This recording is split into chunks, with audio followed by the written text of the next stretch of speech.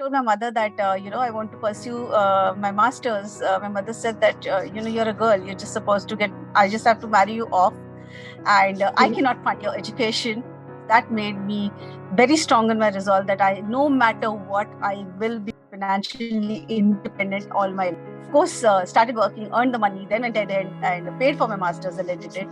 But the point is, this is true that there are many reasons why women drop out, and at times it is imposed, at times you choose to fight against the situation and rise up.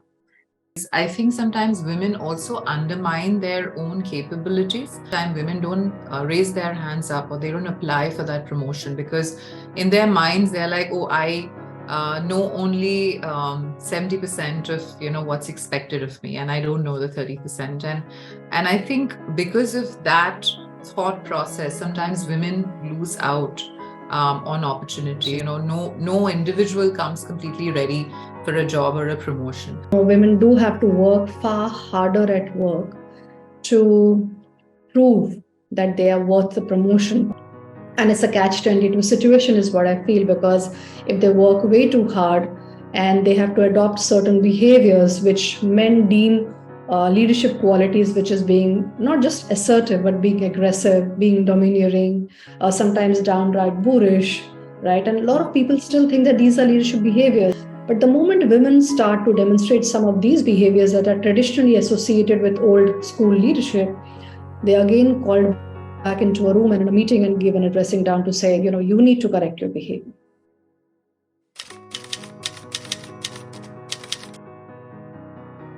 Women themselves have this mindset within to be a superwoman and manage both work and home, and they want to be very, very good at both. It has nothing which can be controlled with a policy. So a lot of learning to balance both women and their managers, that it is all right to prioritize very well, as well as you don't have to be perfectionist at everything. Normalize when people say, I need to take a time out, or I need a leave, right? It's perfectly fine. If there's something critical, please don't, just shy away from your responsibility. Of course, we're all working mature adults. People understand their responsibilities, right? But there's absolutely no shame in taking a break when you have to. Most women are uncomfortable in limelight. Okay, they hesitate from being in the limelight, or they hesitate taking credit. It's usually together. Similarly, women struggle making connections. They're great at nurturing, but they struggle networking for professional relationships.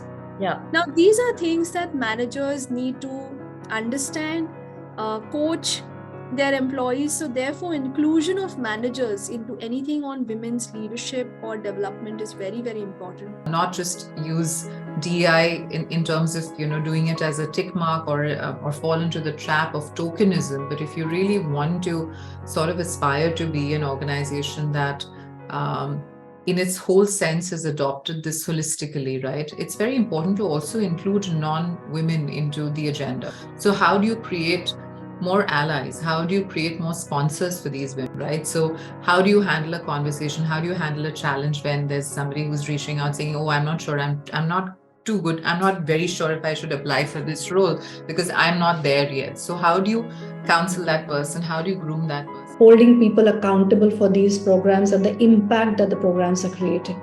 Programs are launched with great fanfare, but after a few months, nobody's even concerned about what happened to those numbers. So hold people accountable, see what's the impact, see how many people attended, what's the feedback, and not just level one reaction feedback, right? What are people learning? What practices are being implemented, right? Are there people taking back these learnings, and are they doing something about it? Is there any shift in behavior? If you want to train women to be far more confident, right, how are you doing that? Right? How are you ensuring, how are you measuring that? Do you see a visible shift in people's behavior, and so on? Right? Please understand, for any organization to succeed, you need both feminine and masculine energy. You need to have a balance between structure and creativity. Right, and that's what feminine and masculine energy is all about. So if you want the organization to succeed, I think both energies are required, and therefore you need more and more women colleagues at the top. but don't treat everybody with the same yardstick.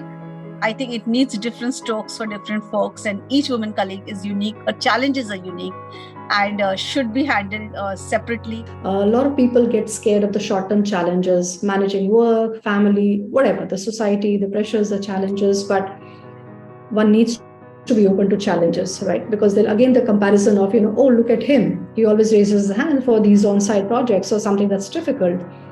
So be open, be out there, be visible, be heard. One should create a body of work that you are proud of. Forget about anybody else. If you are proud of yourself, I think that says a lot.